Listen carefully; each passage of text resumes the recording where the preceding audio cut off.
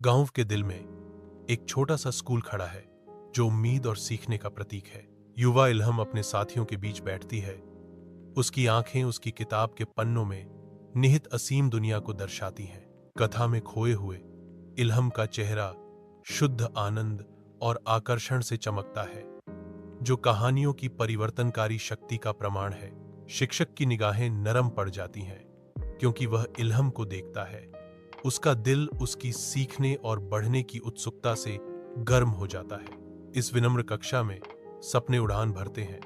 ज्ञान की साझा खोज और एक देखभाल करने वाले शिक्षक के शांत प्रोत्साहन से पोषित। अपने विनम्र घर की शांति में इल्हाम एक किताब में डूबी हुई है।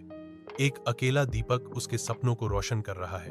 घिसी हुई दीवारें एक परिवार के समर्थन में एकजुट होकर किए गए अनकहे बलिदानों की गूंज करती हैं। एक मां की आवाज, कोमल लेकिन दृढ़, कमरे को प्रोत्साहन से भर देती है। इल्हाम, तुम कुछ भी कर सकते हो अगर तुम कड़ी मेहनत करो। इल्हाम की आंखें पन्ने से उठती हैं, जो एक नए दृढ़ संकल्प को दर्शाती हैं। दीपक एक गर्म चमक बिखेरता है, जो आशा का प्रतीक है और उसकी आकांक्षाओं के मार्ग को प्रकाशित करता है। इल्हम आईएएस कोचिंग सेंटर के सामने खड़ी है। उस पर कड़ी प्रतिस्पर्धा का बोझ है।